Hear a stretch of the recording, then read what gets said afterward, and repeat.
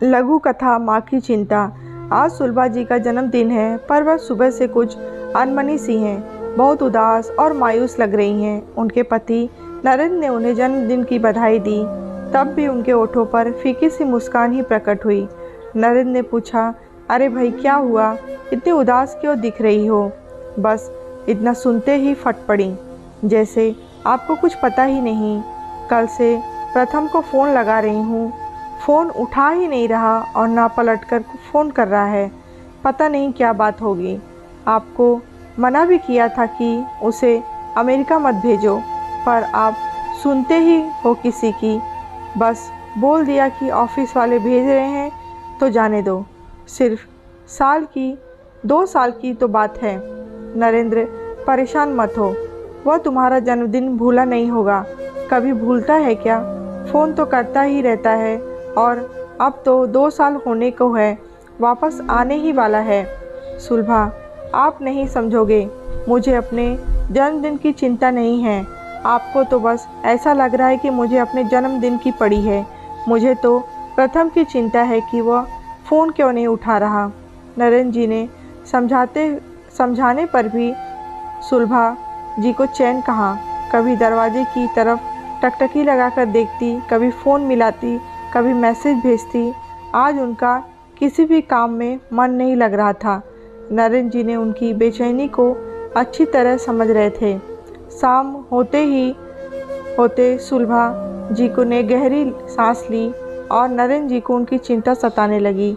शाम के 6 बज रहे थे। नरेंद्र जी ने उनका ध्यान बटाने की कहा, मौसम में हल्की हल्की ठंडी सी लग रही है, चाय तो बना दो। सुलभा जी बेमन से उठी और मरी हुई चाल में चलती हुई रसोई की तरफ जाने लगी। तभी दरवाजे पर घंटी बजी। नरेंद्र जी ने जाकर दरवाज़ा खोला और देखकर हैरान रह गए कि सामने अपना सामान लिए उनका बेटा प्रथम खड़ा है। प्रथम ने उनके चरण स्पर्श किए और उन्हें चुप रहने का इशारा किया। बस धीमे कदमों से रसोई की तरफ बढ़ने लगा। नरेंद्र जी से रुका नहीं गया, बोले, देखो तो कौन आया है। लेकिन सुलभा जी अपने में ही गुमसुम थी। उनकी भला से कोई भी आए या जाए। इतनी देर में प्रथम अपनी माँ के बिल्कुल पीछे पहुँच चुका था और उसने अपने दोनों हथेली से अपनी माँ की आंखें बंद कर दी। प्रथम का स्पर्श माँ ने तुरंत पहचान लिया और पलटकर भरे गले से सिर्फ इतना ही बोली, प्रथम। और दोनों माँ बेटे एक दूसरे के लिपटकर खूब रोए। दोनों का यह प्यार भरा मिलन देखकर नरेंद्र जी की भी आंखें भर आई। अब सुलभा जी की शिकायतों का दौर शुरू हुआ। तू फ़ोन क्यों नहीं उठा रहा था? तू मैसेज भी नहीं कर रहा था?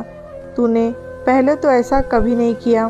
प्रथम, माँ, मैं अचानक आकर तुम्हें तुम्हारे जन्मदिन पर सरप्राइज़ देना चाहता था, और आप ऐसा कैसे सोच सकते हो कि मैं आपको जन्मदिन पर भूल गया हूँ?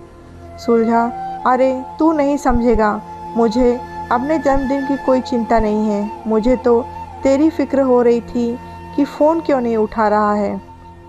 नरेंद्र जी, सुलझा जी और प्रथम तीनों की बातें खत्म ही नहीं हो रही थी और सुलझा जी की सारी उदासी न जाने कहाँ छूमंतर हो गई थी, और वह रसोई में 30 साल की युवती की तरह जल्दी जल्दी बेटे की पसंद की सारी चीज़ें बना रही थीं। यह कहानी आपको कैसी लगी है कमेंट बॉक्स में बताएं। लाइक करें, शेयर करें, चैनल को सब्सक्राइब करें।